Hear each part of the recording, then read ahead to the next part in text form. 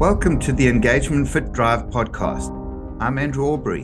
And I'm Tracy Moxie. Through insightful discussions and practical strategies, get ready to unlock the tools you need to thrive and make your unique mark on the world. In this episode, we'll be discussing how my Skeptic drive contrasts with two of Tracy's drives, Initiator and Navigator. So I'm going to share with you the Initiator drive, which is very dominant for me. The Initiator drive is a very fast drive. Initiators will walk fast, talk fast, eat fast, and even sleep fast. So it is a very high energy, fast drive. Some words that describe Initiator are promoter, motivator, starter, cheerleader, launcher, and activist. The need for this drive is a need for ideas or initiatives and to activate them, and also the need to get others to move, engage, or respond. The need to be involved at the very start of something.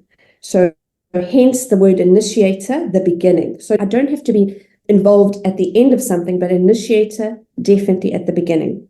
So I'm just going to give you a lovely description of the Initiator drive. As an initiator, you're a natural starter. You may need to be part of initiatives, startups, and launches of ideas and projects. You may often have some special cause that you love to promote and inspire others towards. More than activating yourself, you may feel an urgency to activate others and inspire them toward action. You may live by the mission, when can we start, and prefer to get going quickly and figure things out along the way. You tend to have an urgency to get things going, and where others need to be involved, they will feel this urgency from you and respond with action. You will tend to inject a huge amount of energy into generating enough momentum to get an idea or project off the ground.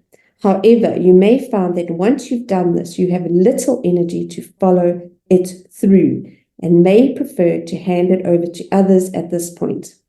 Initiators are action-orientated, fast-moving, energetic, and inspirational.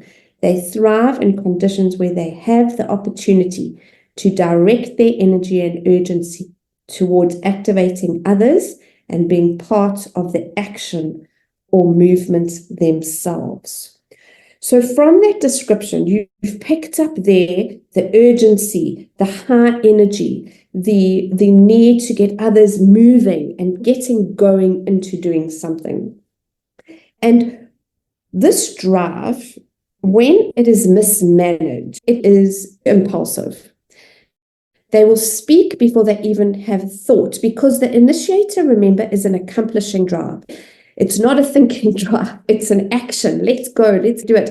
So we will often do things and not think them through. And I'm speaking for myself, yes. And then we kind of leave others behind because we haven't communicated. We can be a bit impatient when this drive is not mastered. So think about if any of this is resonating with you, if you think you may have initiator tendencies, and what resonates with you and where you are at with this kind of energy. And then once this drive is mastered, this is what it looks like. It initiates and accelerates the transformation of ideas and decisions into action by generating momentum through others. It values patience and timing, and knows when to accelerate and when to slow down. And just speaking for myself, I'm very much that energy. Let's go, let's get this done, and we will figure it out along the way. We just need to get going. It's that initial energy. Yo, this is a great idea. Let's get it going. So that's the Initiator drive in a nutshell. Thank you, Tracy. So I think it's important to know that Tracy has other strong drives that'll have a strong dynamic effect on how her initiated drive plays out for her. I'm a natural skeptic and I have a dominant skeptic energy. So skeptic contrasts with initiator because initiators want to move fast and figure things out as they go, whereas skeptics want to stop, gather the facts, and think things through carefully before proceeding slowly and cautiously. I want to use analogy that I think could be really helpful in helping you better understand what the initiator energy is like. When an airplane takes off, it needs incredible amount of energy to get that aircraft moving and to accelerate that aircraft to its takeoff speed and then get it up into the air until it reaches a certain altitude, at which stage, often if you're flying, you would notice that seems to be a tap back in the engines, and the plane by that time has used a good percentage of its fuel on board to be able to get the plane in the air. So the other aspect of using the airplane analogy that I think would be really good to understand when we're using this idea of a contrast between the initiator energy and the skeptic energy is when somebody goes and flies on an airplane on a commercial flight, it's not like everyone just climbs aboard the airplane, start the engines, and off we go. Before every single commercial flight and every single flight, there is a vast process of planning, logistics, calculations, and time needed to do pre-flight checks.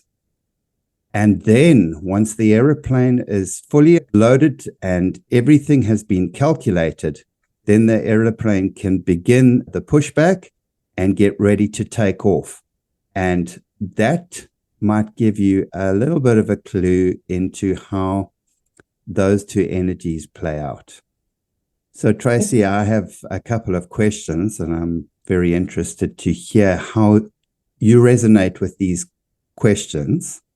What does that urgency to start things and to execute feel like? And that tension inside to want to get a decision executed or an idea going? I think that was a lovely example of that great amount of energy and fuel used to get that plane in the sky. And that's exactly what it feels like. So for me, because it's not something you're thinking, you definitely feel, or at least I do, it's not a thinking drive. For me, it's definitely a form of excitement. And it's not even so much linked to the idea because the initiator doesn't have to come up with the idea. They just get this idea. It sounds good to them and they want to get it into action. So that excitement, that high capacity of energy to get this going, it's definitely a feeling within me, like I'm almost in like running action. And I've definitely had to master this drive because, as we said, that when it's a bit mismanaged, we're too quick. And I've worked with another skeptic when we've been working with the horses, and there'll be some change on the day, and I've already like, right, let's go and do that. And she's had to say to me, Tracy, just hold on. Let's just think about that horse can go there. And I'm already like running to get the horse that I think is going to fit in. So definitely take a step back sometimes and just breathe. But it is that excitement of getting going. It's just like, right, let's go. Let's get this. Let's sort it out. Does that make sense, Andrew? That does make sense. So I think it's also important to understand that this is not just the energy needed to get yourself going. It's the energy to get others going as well, to get things activated, to get projects started. It's important to remember that. Andrew, I once did a training, like a team building, with people I did not know. So I arrived at this venue and we got put into groups and we had to herd cattle through a chute, okay? And there was about 4 or 5 of us in this group. And some of the people were actually afraid of getting too close to the cows, which I got. But my energy of we need to get this done, come on, let's go. I just immediately went into action and I started herding the cows and wanting to get it done. And I wasn't getting any buy-in from the others.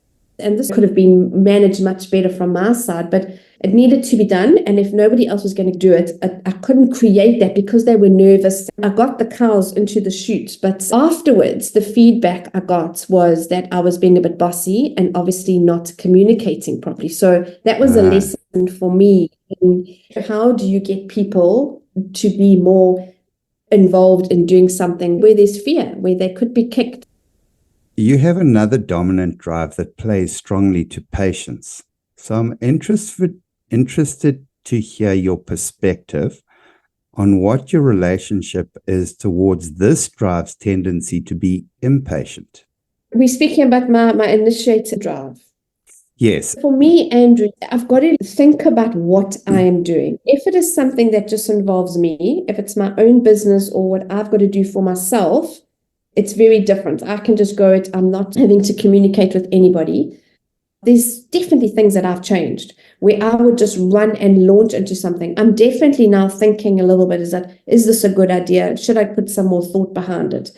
When I'm working with other people, I can still have that energy, but it definitely pays dividends to get input from the other parties. Someone like yourself, that skeptic, to give me a bit more information before I'm running, before I'm already on the track. And maybe I don't even know if I'm on the right race kind of thing. When you work with people, definitely is to just take that breath, keep that energy, harness that energy, but maybe that energy can be even more productive when you're working with other people. So I think the point you're raising there is very important to remember when we are discussing any drive. This is about how to manage your drive energy well in a situation or a context. And what you're saying makes a lot of sense as well. So often when we're working with other people, maybe the component around managing it is complicated by other people. And we've got to be aware of how our natural tendencies might be received by the people around us. This idea of figuring things out on the way, would you like to explain that a bit more?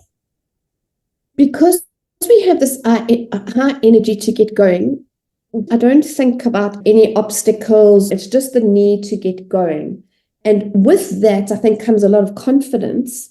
And in your mind, I will figure it out along the way. I will just make a plan. In saying that, you will be able to get an answer, you will be able to do it, but can you have done it the very best way? Because I think taking that moment just to reflect, I wouldn't lose that energy. But just taking a moment or two to just think it through and get some input, you would keep that energy. So I'm interested, coming back to that energy. You said that you can relate to a very high energy, like a sense of excitement. You can feel that energy in you to get things going. Can you feel the drop in energy? Or are there signs that show maybe that your energy or your initial excitement sort of wanes? I think that is true for this drive, but I'm thinking that there's definitely other input for me, because I remember someone saying to me that you will start things, but you won't finish them. I started a podcast, my own podcast, and I'm on episode number 122. So for me, that hasn't been the case, but I've got other drives that influence that. But I think true to this drive, just Initiator, the energy would lower. I want to read a statement to you, and I'm interested to hear first if you've learned anything from this or if you resonate with it. And if not, then that's fine, then we can move on. So the statement goes as follows. If you are constantly accelerating things faster than they need to go, then what happens is your acceleration becomes forced. And of course, according to the laws of physics, with every action, there's an equal and opposite reaction. For every force I exert, there's another force coming back at me, which is also known as resistance. When you try to push things faster because you have a need for things to go faster, rather than this was needed, then what happens is that you can create resistance. And sometimes you'll find that with this particular energy, you may need to learn to Be tuned into timing and realize the importance of timing. When is it important? And if the need is to accelerate something, then by all means. But if you are accelerating all the time, you are creating resistance, and that is wasted energy. Do you resonate to that statement? I really do resonate with it and agree with it, because, and again, it's about this timing. Is, yes, the energy comes naturally and is there, but I think timing, and again, I'm going to come back to that. If it's just concerns me, that when I can start something and do it, it's very different to when I'm working with people. So can I share another example with you? And it just fascinates me when I look back on how I did things and why I did them and why I was successful. I worked for Barlow World. They brought me in to run their hire desk. Barlow World had never hired out small plants, and the company that they bought, which I worked for, Flamingo Plant Hire, we were expert at hiring out compressors and all the equipment that went with that. So they said, come in and please set up and run the whole hire desk, which I did on my own. I checked in plants, managed the operators, the equipment was checked in. I had a big board in my office with everything listed and where every plant and operator was. I started that whole thing and I had to function every day. But it was a job, Andrew, where, as I said, got high energy. So I was never sitting. Okay? It was not a desk job. It was running to check the plant, running to see the operator, making sure it's all, this plant's coming back, checking in plant, checking out plant. And I got that all up and running, and I got it running smoothly. So huge amounts of energy in starting that up for them and getting it to run. And I never felt drained. I was on my feet all day running around. So that fed me. The resistance came, Andrew, if you want to talk about resistance, because it was a corporate company, they make their own resistance with their red tape. When the plant is sitting, this plant that costs millions of rands is sitting, costing money because of the red tape.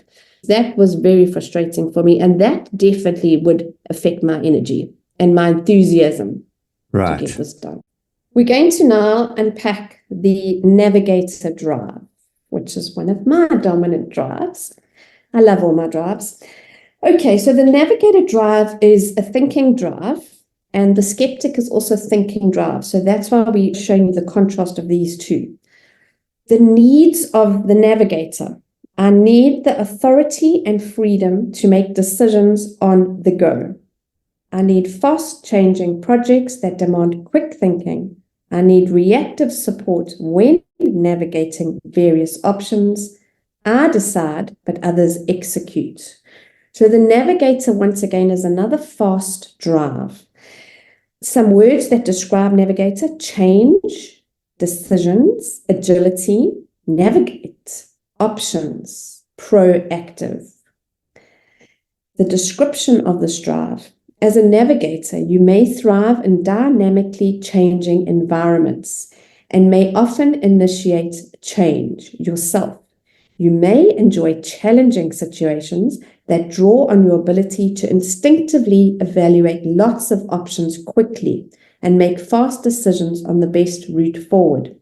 Wherever there is a need for quick decision-making without the time for discussions or meetings, you are the right person. Navigators think fast, decide fast, and act fast. You may have a knack for simplifying complexity and naturally prioritize on the go. You are proactive and are always looking ahead to anticipate potential obstacles in your path, then quick to change direction to outmaneuver those obstacles. This fast maneuvering may sometimes cause you to leave others behind if you don't take them with you in your thinking process. You lightly think on your feet and are comfortable with change, provided it doesn't block you from getting to your destination. Navigators thrive in conditions where they have a clear mandate and are trusted to make decisions on their own and then act on them immediately. So Navigator thinking ahead, agile.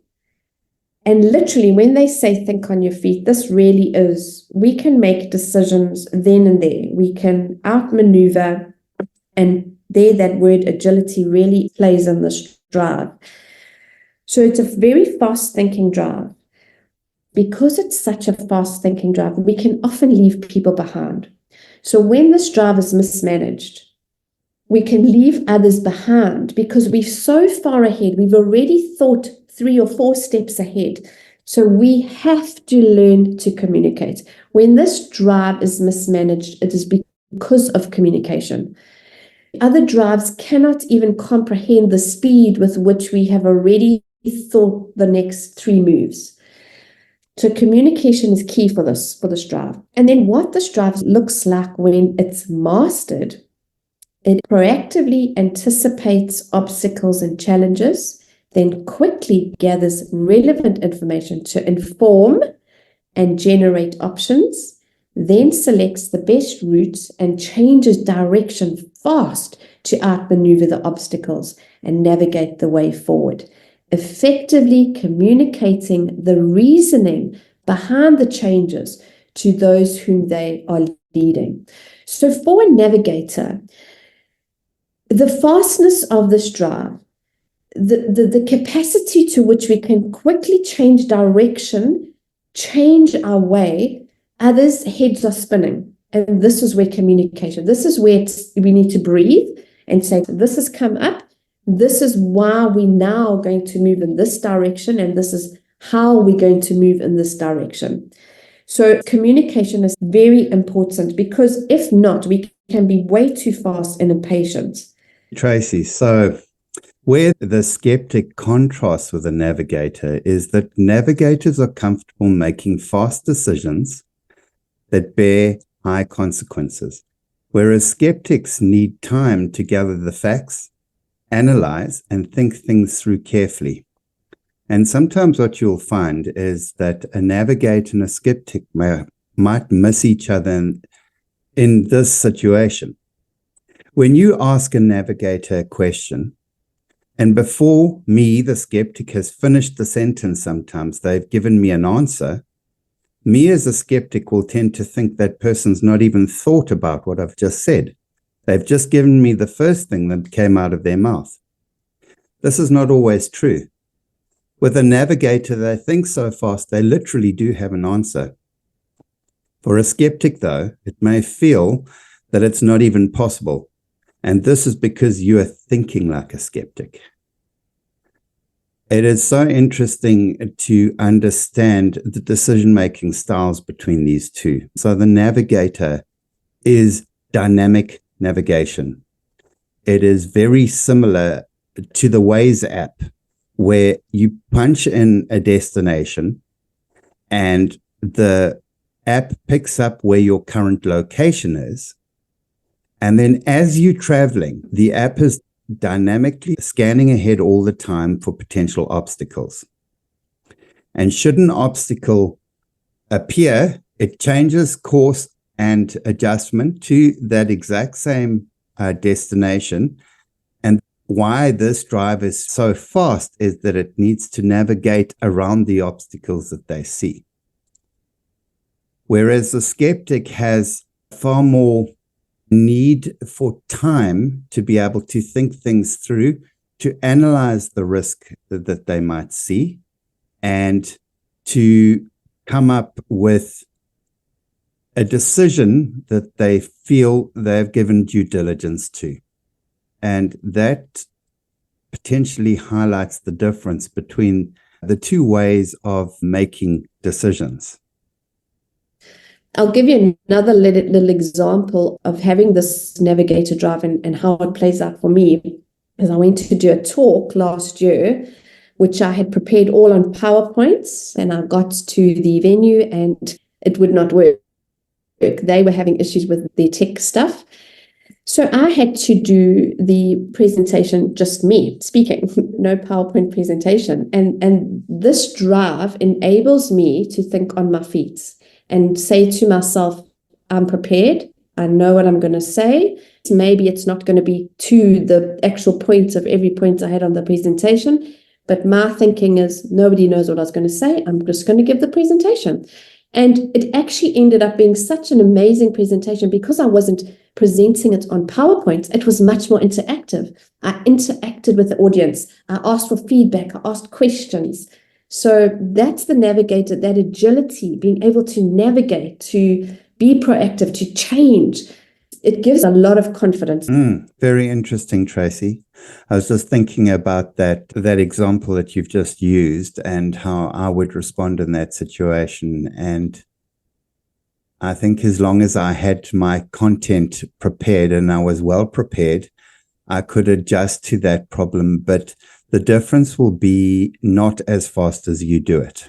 And it's quite an interesting thing I would like to discuss with you in terms of how you see these two things, is that sometimes I find myself in situations where I'm around people who think fast, speak fast, act fast, and I get encouraged by that speed, and I find myself wanting to align with that. But so often when that happens, it's all going along well, and then there comes a situation where it requires me to think about something or to be able to verbalize or articulate something.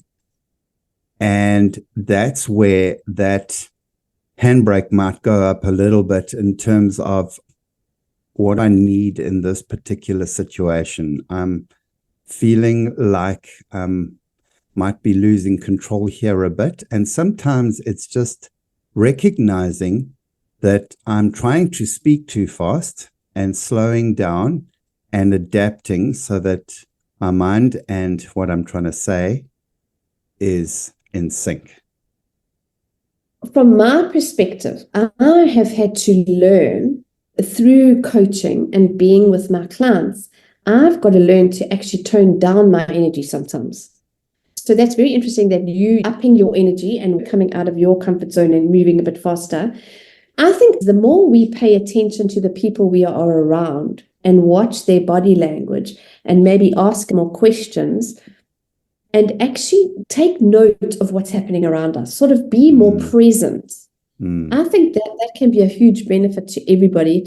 And remember, not everyone is at a place where they can do what you want to do, and they need it to be slower. Otherwise, their brain is absolutely being overwhelmed and they're not going to be taking in information.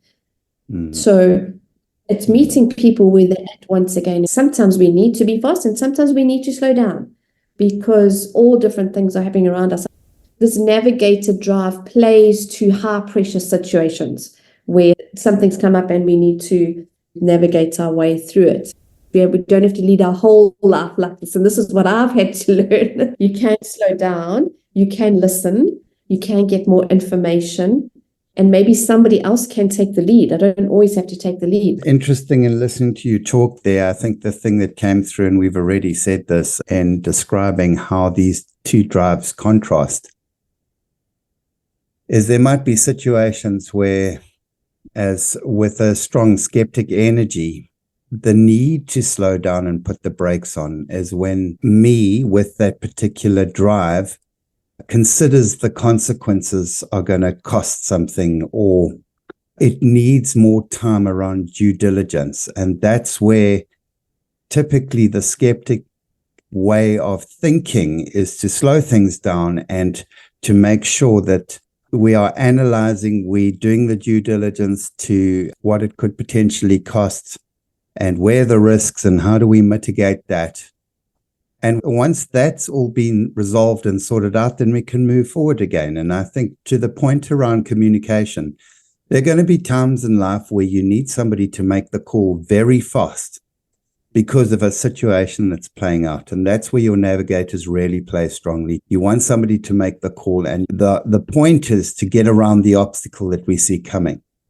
But at other times, we've considered the facts, we've done due diligence, we've looked at what risk is involved, and we've had a discussion, and then we can move forward with confidence again, but for confidence because we've actually spent the time working out what the cost of the whole thing's going to be.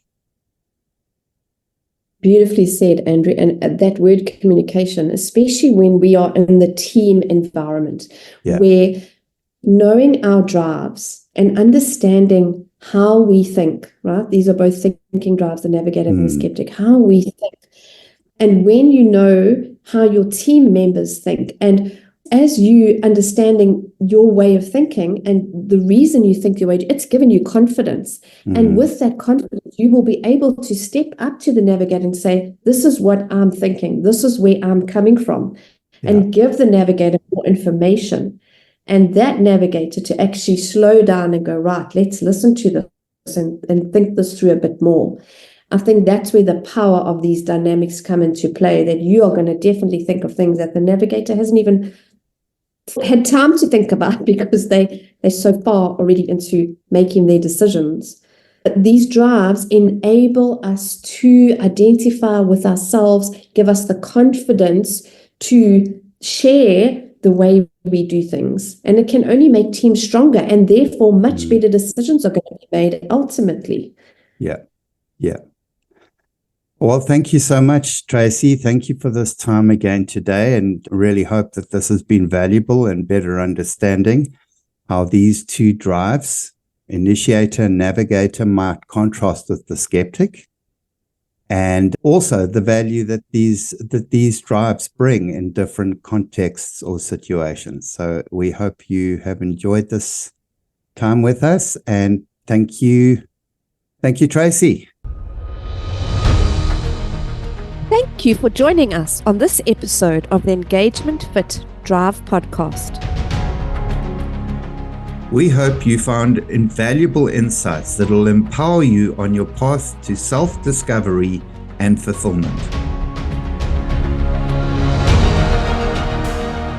Don't forget to subscribe and share this podcast with anyone who's ready to unlock their full potential. Until next time, keep engaging, keep thriving, and keep driving towards a life filled with purpose.